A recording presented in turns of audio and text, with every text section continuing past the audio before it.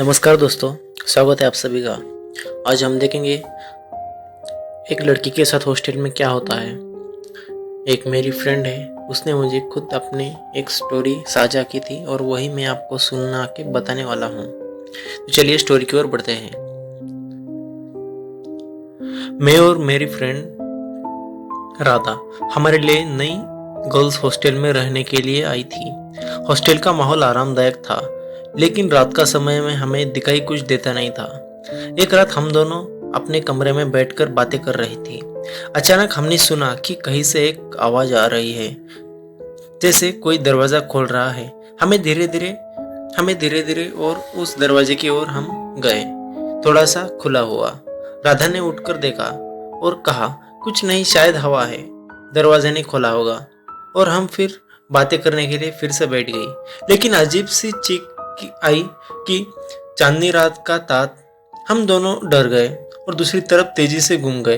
अगले दिन हमने देखा कि हमारे कमरे के आसपास हॉल में कुछ अजीब सी चीजें हो रही थी। दरवाजे बिना कुछ वजह से बंद हो रहा था। अकेले होने के बावजूद हमेशा किसी की आवाज चर्चा हो रही थी।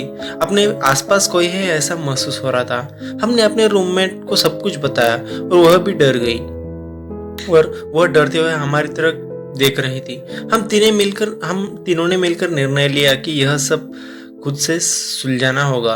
रात को हम तीनों ने एक साथ ही अपने कमरे के दरवाजों को बंद किया और ध्यान से सुनने लगे। हमने देखा कि दरवाजा खुद में खुद हिल रहा था और हम तीनों डर के मारे अपने अपने बिस्तर पे बैठ गई और देखती रही। कुछ अजीब सा हो रहा था। एक अचानक सी चिल्लाहट हमें उठा रही थी और हम वो देख कर कांप रहे थे। यह देखा कि हमारे सामने कुछ अदृश्य शक्ति की बनाई गई एक आभास है। यह आभास एक होटल की सेविका बनी हुई थी, जिसने बताया कि यह पुराने समय में कुछ अजीब सा होता है। वह हमें बताई कि एक समय यहाँ पर छायाचित्रकार रहता था, जो बहुत खुदगर्ज और अकेला आदमी था। वह रात को अपनी आत्मा को शांति देने के लिए एक विशेष धार्मिक रीति का पालन करता था। एक दिन उसने अपने रूम में कुछ अलग सी ताजगी और भूत चीजें ली। उसके बाद उसका मृत्यु हो गया और उसके बाद इस हॉस्टल में, यही रूम में वह एक लड़की रहती थी, जो कुछ उसके मृत्यु के बाद ऐसे कुछ अजीब सी घटनाएं होती रहती है। और तब से यह हॉस्टल बंद थी और अभी इस हॉस्टल में तुम आ गई। तो यह हमारी पहली स्टोरी खत्म होती है। अब चलते हैं दूसरी स्टोरी की ओर। मेरा नाम सीमा है और मैं एक कॉलेज के गर्ल्स हॉस्टल में रहती हूँ।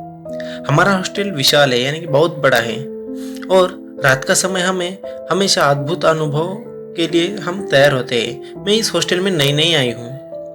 मुझे आके बस अभी 15 दिन हुए हैं और मेरे साथ 15 दिन में बहुत कुछ यहाँ पे हो गया है, जो मैं आज आपके सामने यह बात बताने जा रही हूँ। जब हम सभी कॉलेज के दोस्त एक साथ एक ही कमरे में मिलती थी और हंसी मजाक का समय बिता रही थी, तब अचानक एक दोस्त ने हमें कॉलेज के पुराने भूतिया कमरे के बारे में बताया और सुनाया।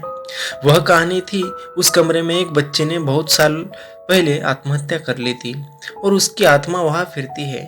सभी मुस्कुराते हुए और उसे मजाक का हिस्सा मानने लगे, लेकिन मेरी तो ठंडक छूटी गई थी। वह रात में आई और हमें सभी ने खुद को अपने कमरे में छुपा लिया। मेरा कमरा अलग के कमरे के बाजू में था और मैंने सुना था कि वहां कुछ अजीब आवाजें आ रही थी। मैंने कुछ दृढ़ता से उस खिड़की की ओर देखा और मेरा कमरा कुछ बाजारी रंगों में था। और आश्चर्य की बात तो यही थी, वह लड़की जिस कमरे के बारे में बता रही थी, वह कमरा मेरे ही रूम के बाजू में था और वहां से कुछ गिरे हुए रेशमी धागे लटक रहे थे। मेरे होश उड़ गए और मैंने देखा कि वह एक चादर वहां से उठकर अदृश्य सौंदर्य के सजे हुए एक लड़के को ढक रही थी। वह लड़की मुझसे मुस्कुराती और बोली, मैंने बहुत समय किसी अपनी रात की सजावट में देखा था, क्या तुम मेरे साथ हो? मैं बोलते हुए देने की तैयारी थी, लेकिन मेरी आंख सामने आई उस लड़की एक बार फिर गया। जैसे ही मैं बच्चे की तेजी से और बढ़ी, वह की हंसी की आवाज अपने लिए लगी, वह बूंदे गिराने लगी। मैं तब तेजी से खिड़की को बंद करने के लिए अपने कमरे में वापस लौटी और अपने दोस्त को समझाने की कोशिश कर रही थी, मगर मेरी कोई सुनने के लिए तैयार नहीं था। रात बीतती गई और हम सभी ने बहुत उदास होकर सुबह का स्वागत कर रहे थे। मेरी दोस्त मुझसे हंसती हंसती कहती है, लेकिन वो मेरी अभी भी मजाक ही उड़ा रही थी। मैंने अपनी बातें एक प्रोफेसर से कही और प्रोफेसर मेरी बात को गंभीरता से लिया। वह हम सभी एकत्रित का आदेश दिया और सभी कमरों को जांच करने के लिए बुलाया। जैसे हमें उस भूतिया कमरे की ओर बढ़े तो हमने देखा कि वहाँ एक कमरा साफ था, कोई लड़का नहीं था और न उस अजीब सी सजावट में कोई स्पष्ट था।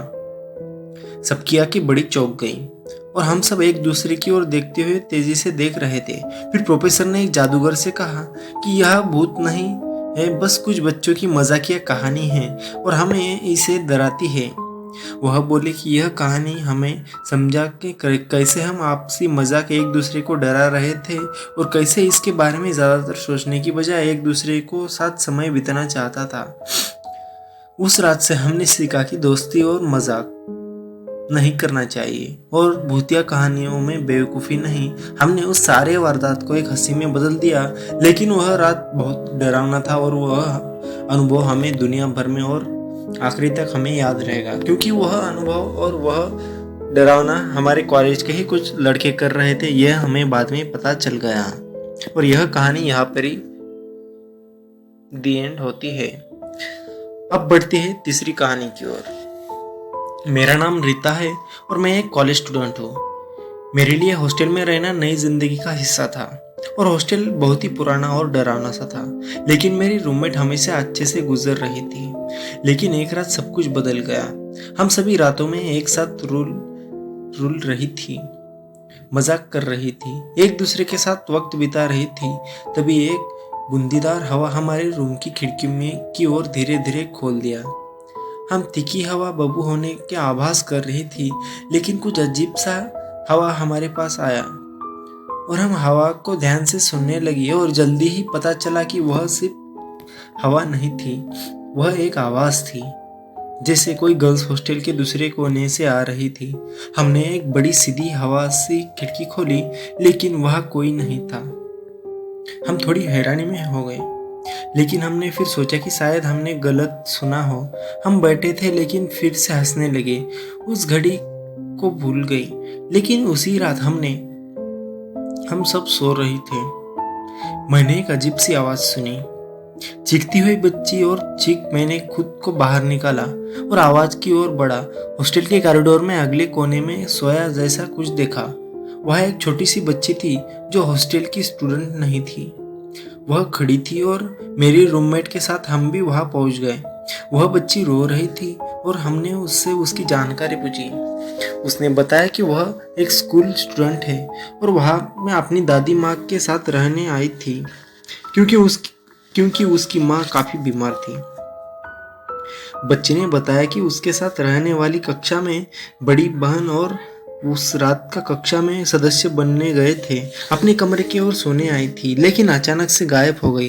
हम सभी हॉस्टल के कमरों में खोजने के निर्णय ले लिया और उसके बहन को ढूंढने चले गए। एक कमरे में जिसका दरवाजा थोड़ा खुला हुआ था, हमने उसकी बहन को पाया और वह बिल्कुल भूखी प्यासी दिख रही थी। हमने उसे सिर्फ बड़े कमरों से बारे में पूछा। वह हमने बताया कि उसकी बड़ी बहन 2 साल पहले इसी हॉस्टल में मर गई थी और उसकी आत्मा भी इसी हॉस्टल में है। हम सभी दंग रह गए। वह बच्ची बताई कि रात में उसकी बड़ी बहन उसके साथ बोर्ड खेल रही थी, अचानक से गायब हो गई। वह बच्ची हमें उसके कमरे की ओर ले गई और हम वहां गए तो हमने कुछ अद्भुत देखा। उस कमरे का माहौल बिल्कुल बदल गया था और एक बीते हुए दिन को छवियां टेबल पर रखी थी, जैसे कोई जीवित रूप में बैठी हुई थी। हम अचानक से बहन की बोर्ड की ओर मुड़े और हमने चौंका दिया। बोर्ड पर लिखा था, तुम्हें हमेशा यहाँ रहने की जरूरत है, मेरी आत्मा तुम्हारे साथ है। भाई ऐसे देख के तो हम सब डर गए और मैं तो वहाँ से बाहर ही निकल गई। बच्ची को वापस अपनी दादी के पास ले गए। हॉस्टल की रातें बातें करने लायक थी, कहानियों से भरी होती है, लेकिन उस रात की कहानी हम सभी को डर के एहसास कर दिया और उसी दिन के बाद हमने हमेशा हॉस्टल की ओर घूम तक नहीं देखा। लेकिन आज भी अगर वह बात में उस बात को अभी 7 वर्ष हो गए और आज भी वह बात अगर मैं निकाली तो मेरे अंग में कांटा आता है। तो दोस्तों ये थी हमारी तीसरी कहानी। यह कहानी हमें राधा, सीमा और रीता इस तीनों ने भेजी है। क्या आप भी हमें कहानी भेजना चाहते हो तो नीचे दिए हुए ईमेल पे आप हमें सेंड कर सकते हो। तो मिलते हैं कल की स्टोरी की ओर।